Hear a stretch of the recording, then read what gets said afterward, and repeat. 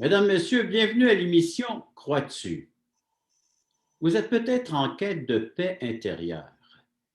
La personne qui sera interviewée aujourd'hui va nous parler d'un témoignage puissant du fait qu'elle a passé d'un état d'angoisse à celui de la paix.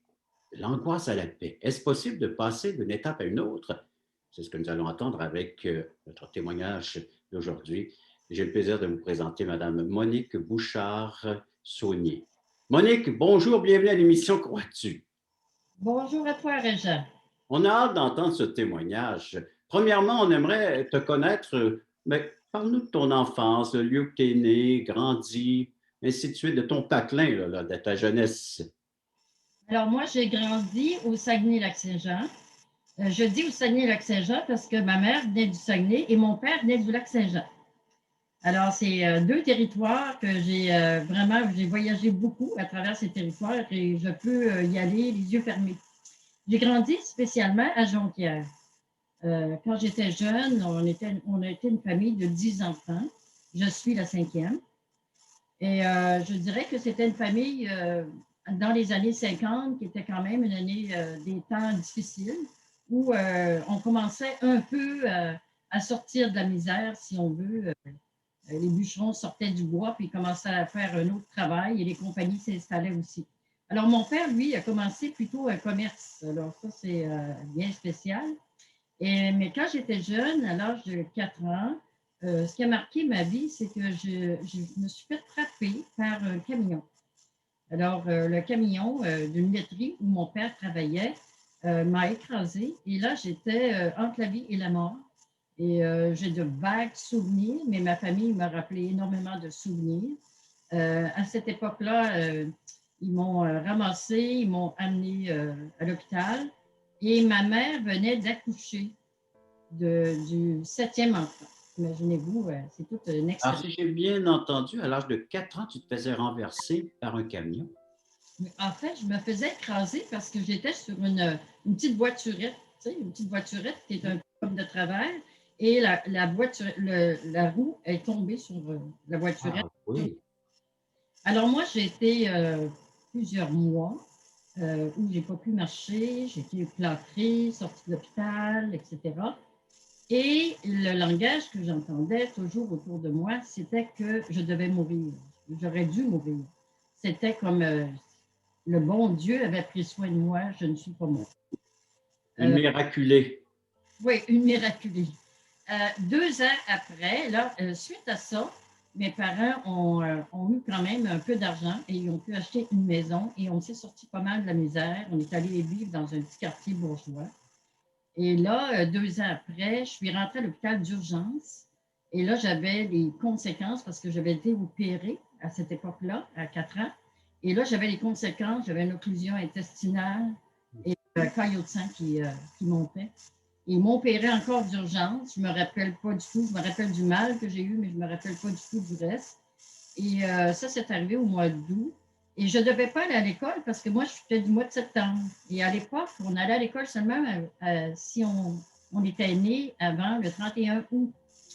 Mais ma mère a insisté pour que j'aille à l'école et finalement, je suis allée à l'école. Et j'ai très bien réussi, mais je suis arrivée comme vers la fin de septembre. C'est Hmm. spécial. Moi, j'aimais l'école. Ça l'a vraiment identifié mon enfance. J'aimais étudier, j'aimais le français.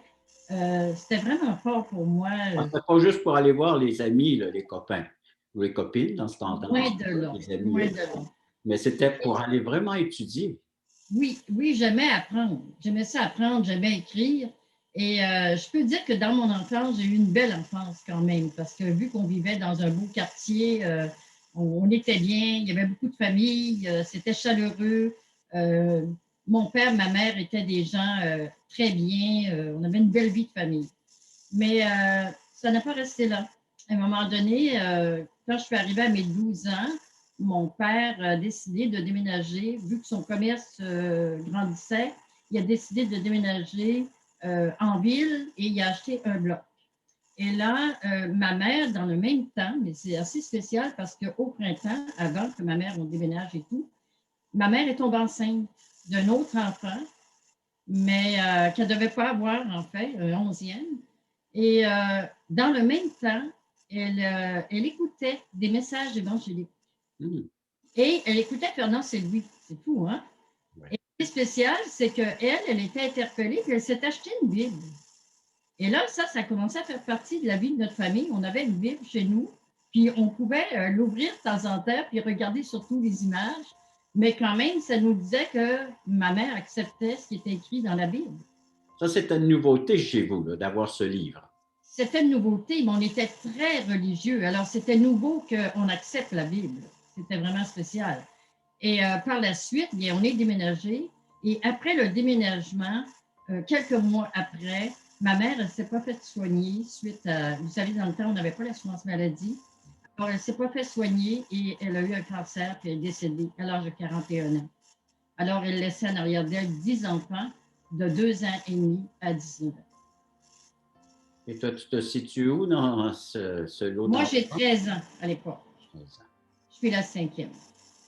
Alors, tu dois prendre soin des plus jeunes, partager le Alors là, repas. la vie a basculé complètement chez nous. Et ma sœur a dû arrêter de travailler pour prendre soin de la famille. Et finalement, ben, il s'en est suivi des moments très difficiles et peut-être un peu aussi la remise en question de la mort.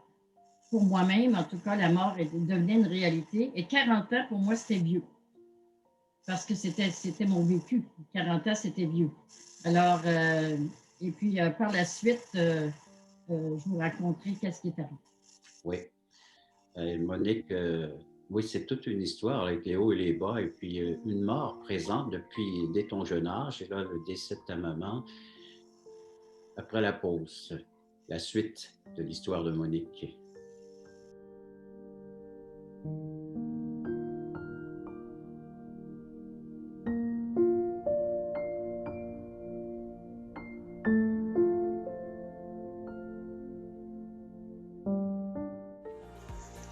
Le ministère Croix-Dessus est très heureux et enthousiaste de vous inviter sur Zoom en direct tous les samedis 9h30 Canada, 15h30 Europe. Nous vous présenterons des témoignages d'espoir vivants et percutants qui nous ramènent à l'essentiel, la Bible, la parole de Dieu et l'assurance d'une vie éternelle en Jésus-Christ. Pour participer à notre réunion Zoom, allez simplement sur notre site web croixdessus.ca et cliquez sur le bouton. Nous vous attendons en grand nombre. Monique, la mort est bel et bien présente dans ton témoignage, dans ce bout de vie que tu es en train de nous expliquer, une préadolescente, 13 ans, et puis à 4 ans, tu te fais écraser par un camion. Après ça, bien, il y a des difficultés concernant ta santé, les opérations. Ta maman meurt suite à un cancer à l'âge de 41 ans, toi, tu as 13 ans. Il se passe quoi après? Eh bien, par la suite, mon père s'est remarié et le remariage n'a pas été un succès puisque c'était une femme célibataire. Alors, ça a divisé la famille complètement. Les deux premiers ont dû se marier parce qu'il n'y avait pas le choix. Et heureusement, ça a bien tourné malgré tout. Mais on a vécu une adolescence très difficile. Mon père a ouvert une taverne. Il y avait 2 commerces. Il n'y avait pas le temps pour sa famille. Puis en même temps, ben, tout le temps était consacré à sa nouvelle femme qui était beaucoup plus jeune. Alors, ça a été des périodes très difficiles. Et dans cette période-là, je dirais qu'on a manqué à peu près de tout, mais on a surtout manqué d'amour. Et c'était très difficile parce qu'il y avait des journées qu'on ne savait même pas si on allait manger parce qu'on ne pouvait même pas aller dans la maison tellement l'atmosphère était dure. Et par la suite, ben, moi, ça m'a vraiment interpellée. J'ai commencé à laisser tomber la religion parce que pour moi, Dieu n'était pas bon. Comment un Dieu d'amour pouvait faire que je sois une victime des situations de la vie parce que c'était ma vie de victime depuis que j'étais jeune. Alors, je n'avais pas choisi ces choses-là et ça l'arrivait de toute façon.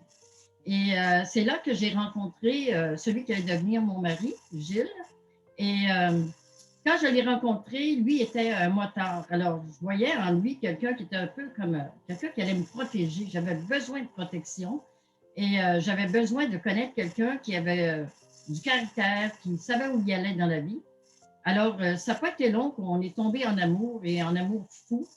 Mais jusqu'au jour où je me rends compte que lui, il était pris dans la drogue, il était pris dans une gang de motards.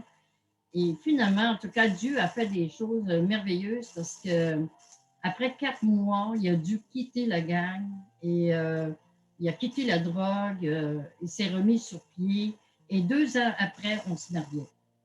Alors là, on C'est se quoi qui a pu changer ça chez Gilles? C'est cet amour entre toi et lui? Il se passait des choses. Il n'y avait jamais eu quelqu'un qui s'intéressait vraiment à lui d'une manière personnelle et moi non plus. Alors, c'est comme si les deux, on prenait soin l'un de l'autre, ni plus ni moins. Et dans la même époque, lui a perdu son père. Son père était malade, alors lui a perdu son père. Et moi, mon père est tombé malade. Et finalement, avant qu'on se marie, quelques mois avant, mon père est décédé. Alors là, c'était un autre décès dans la famille. Et je peux vous dire que c'était un rappel que la vie est fragile, qu'on n'est pas au contrôle, on ne sait pas qu'est-ce qui va arriver. Les événements se poursuivent et on est juste comme... Basculer n'importe quand, hein? Oui, Basculer. exact. Et ça pouvait m'arriver à moi n'importe quand. J'avais aucune assurance où j'allais après la mort. Alors, pour se sortir de la situation après notre mariage, parce qu'on ne voulait plus rester dans la région, vu que ses anciens amis étaient là et il n'y avait pas d'emploi, c'était très difficile. Gilles avait quand même un métier, il avait travaillé dans la mécanique, etc. Alors, on est parti sur la Côte-Nord et on a accepté un poste à Sept-Îles. Et là, à Sept-Îles, on s'est acheté une maison, notre niveau de vie a changé, on a commencé à se faire un cercle d'amis, tout a changé, c'était vraiment très, très bien, jusqu'au jour où il a décidé d'aller travailler dans le Nord. La compagnie l'envoyait, il partait le dimanche après-midi, puis il revenait le vendredi soir. Alors, je passais mes semaines toute seule. Et là, mes semaines toute seule avec 2 petits-enfants, j'ai commencé à angoisser. C'est comme si ce que j'avais vécu dans le passé, j'étais toujours en mode survie et j'essayais toujours de survivre à ce qui arrivait. Mais là, je n'étais plus en mode survie, là, je ne vivais plus. Et c'était une période très, très sombre. Jusqu'au jour où, à un moment donné, on a décidé tous les deux qu'on quittait la région. On a mis notre maison à vendre. On avait comme plan de s'acheter au Winnebago, s'en aller au niveau anglophone et aller jusqu'aux États-Unis. Et là, partir faire l'école maison, ni plus ni moins, l'école roulotte, d'une certaine façon. À l'aventure. À l'aventure. Et on voulait sortir de ce carcan, le carcan religieux, le carcan du bon citoyen. On voulait sortir de ça tous les deux. Mais, entre-temps, Dieu avait un plan parce qu'à un moment donné, Gilles était devenu de plus en plus religieux. Il allait à l'église et un soir, il me dit, « Monique, fais ta prière. » Jamais il m'avait dit ça. Mais le soir qu'il m'a dit ça, qu'il dit, « Fais ta prière », j'ai été tellement angoissée, ça m'a tellement fait mal, j'avais l'impression de tomber dans un précipice sans fond. J'ai dit, qui je vais prier? Déjà, l'angoisse se pointait à l'horizon, mais là, vraiment, tu es envahi par cette angoisse. C'était le summum. Là, j'étais vraiment au-dessus là. Moi, l'angoisse, elle est là. Hein? Là, c'était au-dessus là. Et là, j'ai crié, et c'est là que j'ai crié à Dieu. J'ai dit, Dieu, si tu existes, montre-moi où tu es. Et là, je peux te dire qu'à ce moment-là, je ne savais pas du tout qu'est-ce qui allait arriver. Mais entre-temps, ça n'a pas été long parce que mon frère est décédé quelques mois avant que je fasse cette prière. Il est mort dans un accident. Et ça m'a tellement touchée parce que c'était encore un autre décès. Ça m'a vraiment touchée. Et il avait juste 18 ans. C'était assez l'horreur. Hein? Et mes voisins se sont convertis. Mais moi, je pensais qu'ils étaient rentrés dans une secte. Il était tellement gentil, il avait tellement changé. C'était extraordinaire. Mais on s'était dit, non, non, non, non, non, on ne va pas se faire organiser. On ne veut pas rien savoir. On ne veut pas l'entendre parler. Mais... Ah, mais on va rester sur ce mais, chère Monique. Exactement. Hein? Alors, le non, non, non, mais après la pause. Le ministère Croix-tu est heureux de t'inviter à une étude biblique en ligne. Plusieurs écoutent régulièrement ces témoignages de conversion qui ont tous un point commun. ils ont reçu Jésus-Christ en tant que sauveur personnel. Tu as des questions existentielles? Dieu, la vie, où je vais après la mort? Tu veux en savoir plus sur ce salut éternel? En te rendant sur la plateforme croistu.ca, tu trouveras le lien qui te conduira à une étude et partage de l'Évangile selon Jean tous les mardis soirs 20h. Je vous attends grand nombre. Monique, il y a encore des décès dans ton entourage, un proche, un frère, l'angoisse qui t'envahit. Là, tu es rendu chez une voisine qui s'est convertie, mais vous ne savez pas trop ce qui se passe dans leur vie, là, ou coller l'étiquette de secte. Mais, là, j'aimerais entendre la suite de ce mais. Alors, Dieu avait un plan vraiment spécial parce qu'on a mis notre maison à vendre, elle ne se vendait pas. Et ce qu'on ne savait pas, c'est que nos voisins priaient pour qu'on ne vende pas la maison. Et comme ils étaient devenus nos meilleurs amis depuis 3 ans, alors ils nous avaient vraiment à cœur. Et cette femme, elle connaissait ma vie à 100%. On avait tellement partagé ensemble. On avait des enfants, on gardait les enfants de l'un et l'autre. On avait une belle amitié. Mais le jour où elle s'est convertie, moi, j'avais arrêté de la fréquenter. Alors, un soir, le 12 janvier 1978, on perd l'électricité. Et comme Gilles, pendant l'été, Gilles travaillait dans le Nord, mais pendant l'hiver, il travaillait directement à l'usine. Et là, il travaillait de 4 à minuit. Alors là, je me suis dit, waouh, je ne peux pas pour appeler, Gilles n'était pas là, il faisait noir. Et là, l'angoisse a commencé à monter de plus en plus. Je ne voulais pas appeler ma voisine parce que je m'étais dit, non, non, non, on s'était dit qu'on ne créerait pas des liens avec eux autres. Alors, j'ai essayé d'appeler un peu partout, ça ne répondait pas. Et finalement, j'ai passé outre la peur de me faire chicaner. J'ai passé outre et j'ai appelé. Et là, ils sont venus me chercher, j'ai soupé avec eux autres. Et après le souper, ma voisine, elle me dit, mes enfants ont disparu. Hein. Je pense que son mari était parti avec les enfants, il les amusait dans la salle de jeu. Et là, ma voisine, elle me dit, Monique, est-ce que je peux te raconter ce qui est arrivé dans notre vie? Tu sais qu'il y a quelque chose qui a changé. J'ai dit, non, non, non, non, c'est bon, je suis contente pour vous autres. Vous avez l'air heureux, puis vous êtes très gentils, mais je ne veux vraiment pas n'entendre parler. Alors là, je la vois qu'elle se retourne à son comptoir, puis elle brasse la vaisselle, puis elle n'est pas contente. Elle se retourne de bord, puis là, elle me dit, écoute, Monique, elle dit, j'aimerais t'en parler une fois. Elle dit, après, là, elle dit, je t'en parlerai plus jamais, mais donne-moi au moins la chance de t'en parler une fois. Moi, je me suis dit dans moi-même, ça, c'est un deal. Parce qu'en fait, j'étais curieuse, je voulais savoir dans quoi ils étaient. Et je m'étais dit, bon, si j'accepte pas ce qu'elle dit, bien, ça va être fini. Hein? Toujours le choix d'accepter ou de refuser. Exactement. Alors, elle a commencé à me parler. D'abord, elle connaissait ma vie. Fait qu'elle dit, tu sais, cette angoisse que tu vis, le fait que tes parents sont décédés, le fait que ton frère est décédé. Elle arrivait avec toutes les choses que j'avais.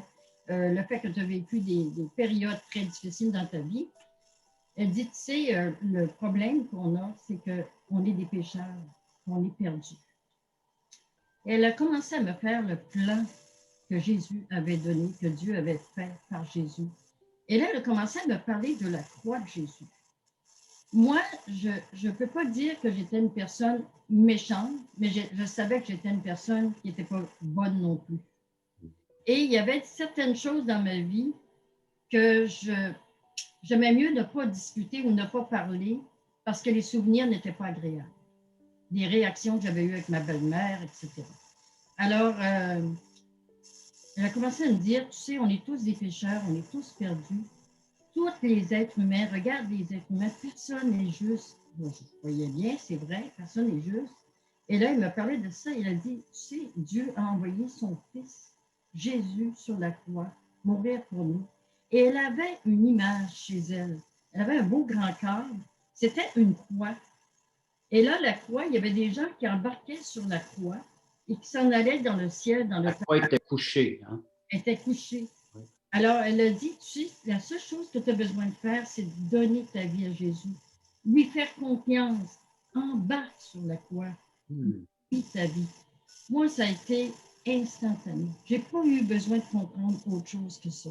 Elle a dit, quand même que tu ferais toutes les bonnes œuvres, Monique, jamais tu vas pouvoir racheter ta vie. Jamais. Il y a juste Jésus qui a racheté ta vie en mourant sur la croix. Je ne sais pas ce qui s'est passé. J'ai aucune idée de ce qui s'est passé. Mais ce soir-là, toute l'angoisse que j'avais ici, elle a disparu. Et elle a disparu pour tout le reste de ma vie. Je n'ai jamais revécu dans par la suite. Mais là, je ne comprenais pas ce qui se passait. Alors, je suis retournée à la maison avec les enfants et j'ai cherché, parce que Gilles avait acheté une Bible quand il est sorti de la drogue, puis il l'avait lu. Alors, j'ai cherché sa Bible et là, j'ai pris la Bible et j'ai commencé à lire. Et là, je découvrais que Dieu existait, que Dieu avait un plan pour l'être humain, qu'il était celui qui était le créateur, qui connaissait l'être humain. C'est tellement extraordinaire tout ce que je lisais. Alors, par la suite, moi, je savais que c'était fini, j'étais sauvée pour l'éternité. Et là, j'ai compris en allant à l'église, etc. Et comme j'aimais le français, imaginez-vous que la Bible est devenue un livre intéressant pour moi. J'ai commencé à l'étudier, j'ai commencé à comprendre, à faire de la grammaire avec la Bible. Et finalement, après beaucoup d'années, je suis devenue une enseignante. Alors, j'enseigne plusieurs cours. J'ai pris soin de plusieurs femmes dans notre vie. Et j'ai 3 enfants. Puis mes 3 enfants aussi suivent le Seigneur. Chacun a vécu sa propre expérience. Et je peux vous dire que c'est une vie merveilleuse. Je ne changerai pas une seule journée de ma vie avant pour ce que je vis aujourd'hui. C'est extraordinaire. Je continue à aimer et à aimer Dieu et je sais que Dieu m'a pris pour l'éternité. C'est une assurance. Je ne peux même pas dire pourquoi, mais c'est là dans mon cœur. Ça fait partie de ma vie. Alors, c'est formidable. Et Gilles est devenu un pasteur. On a étudié tous les deux. On a servi le Seigneur pendant 35 ans. Et il y a 3 ans, le Seigneur est venu me chercher. Par la grâce de Dieu, je peux dire que encore là, Dieu prend soin de moi. Dieu aime les veuves, il aime les orphelins. Alors, il prend soin de moi et je sais qu'il ne me quittera jamais. Une veuve comblée par la présence de Dieu. Exactement. Monique, on s'arrête un court instant.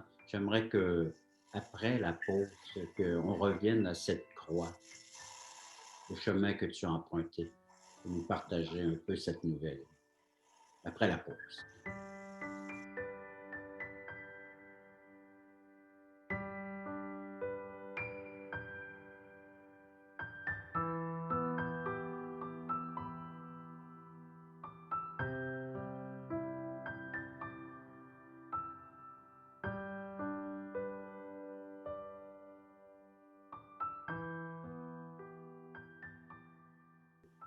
Alors, Monique, passer de l'angoisse à la paix, comme ça, en claquant des doigts.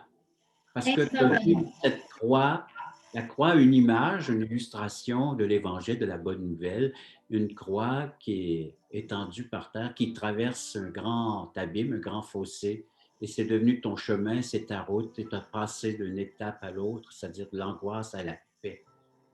Peux-tu nous en parler un peu plus de cette démarche, de cette étape, de cette conversion que tu as vécue à ce moment-là?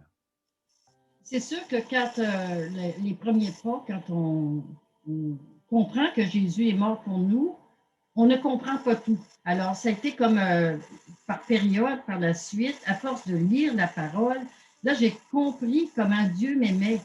Et j'avais besoin de comprendre que Dieu m'aime.